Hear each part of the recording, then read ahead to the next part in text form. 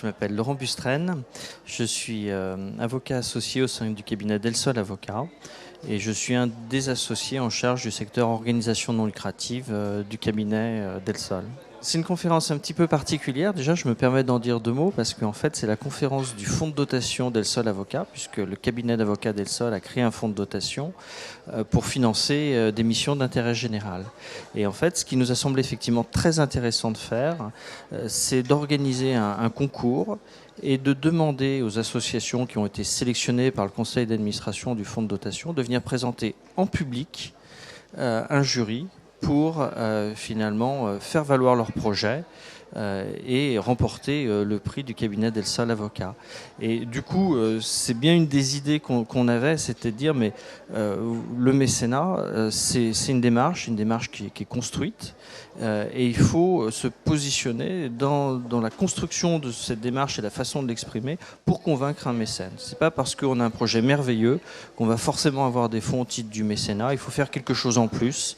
Il faut savoir présenter son projet, il faut savoir donner envie et convaincre. Et donc, en fait, c'est une démarche de professionnalisation, de communication autour du projet.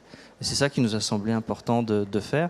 Et je crois que ça a vocation à s'appliquer à toutes les démarches de mécénat. Il y a la clarté de l'exposé, évidemment. En plus, c'est dans un temps restreint. Je crois que chaque candidat a 10 minutes pour présenter son projet. Donc, il y a vraiment un challenge. Et il faut faire passer à la fois un message et de l'émotion. Alors c'est plus ou moins facile, hein. Il y a des projets qui portent de l'émotion en soi, d'autres moins. Mais inversement, il faut pouvoir pallier les inconvénients de son projet pour montrer tout l'intérêt attaché à cette sollicitation de fonds. J'ai commis avec un de mes collaborateurs un guide pratique sur le mécénat des entreprises, voilà, et qui vient de paraître très récemment, sur lequel on fait le point sur toutes les bonnes pratiques du mécénat d'entreprise. Après, 12 ans après la loi Aillagon. Et c'est vrai que la RSE, responsabilité sociale de l'entreprise ou sociétale de l'entreprise, renvoie à l'entreprise citoyenne, à ce qu'elle va faire au-delà de son objet social pour finalement créer du lien avec la société, avec ses salariés, avec son environnement. La question qu'on s'est posée et qui est un peu sous-tendue la première partie de cet ouvrage, c'est de dire mais finalement comment concilier les aspirations et la définition même de l'entreprise qui est constituée en vue de réaliser un bénéfice ou au moins une économie et une démarche de mécénat qui nécessairement entraîne un appauvrissement de l'entreprise. D'accord ? Puisque finalement, il y a une contradiction de principe entre les deux. Et en fait, ça renvoie à cette notion de RSE et de dire que finalement, dans le mécénat et dans une démarche de mécénat bien construite par une entreprise, eh bien finalement, il y a une logique qui sous-tend la démarche de l'entreprise et qui va créer de la valeur ajoutée. Pas forcément une contrepartie économique directe et individualisable, mais qui va faire de l'entreprise un acteur attrayant en termes d'image dans ses relations avec ses associés, ses salariés et les tiers.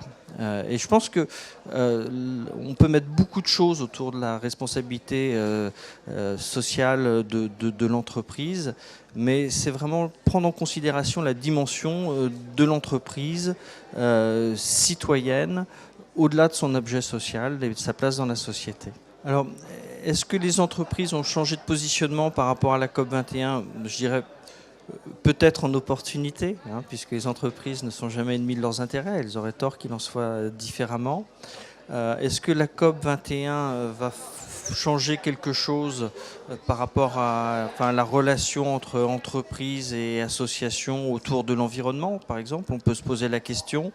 Ça serait souhaitable. En tout cas, c'est un des objectifs que se fixe ce congrès qui va avoir bientôt lieu. Maintenant, ce qui est assez étonnant, effectivement, c'est cette évolution qu'il y a autour de l'environnement. Je me rappelle, dans les années, je travaillais pas encore, mais il y a un conseiller d'État qui avait fait un rapport sur une jurisprudence et qui disait parlait de la notion d'intérêt général en disant que c'est une notion qu'il fallait pas figer dans le temps et que c'est une notion qui avait vocation à être une notion évolutive. Et il donnait des exemples de l'intérêt général. Et il disait, vous imaginez peut-être qu'un jour l'environnement sera considéré comme étant d'intérêt général.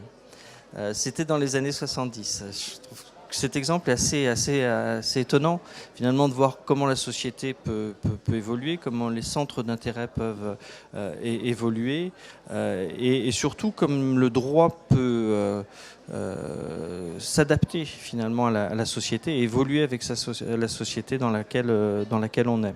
Aujourd'hui, l'environnement est une préoccupation majeure, tant mieux, parce que je crois qu'on s'est tous rendu compte qu'on était allé un petit peu trop loin sur un certain nombre d'aspects, que les entreprises deviennent des acteurs majeurs de l'environnement. Je trouve que c'est juste exceptionnel, parce que c'est elles qui vont faire bouger les choses. Je crois que les mentalités des particuliers sont déjà prêtes pour ça.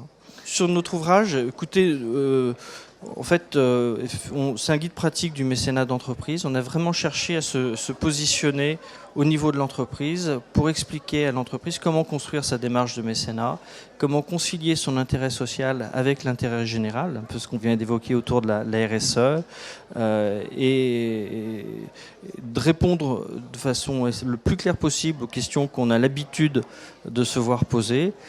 Et puis on a aussi répondu aux questions qu'on s'est toujours étonné qu'on ne nous pose pas. Voilà.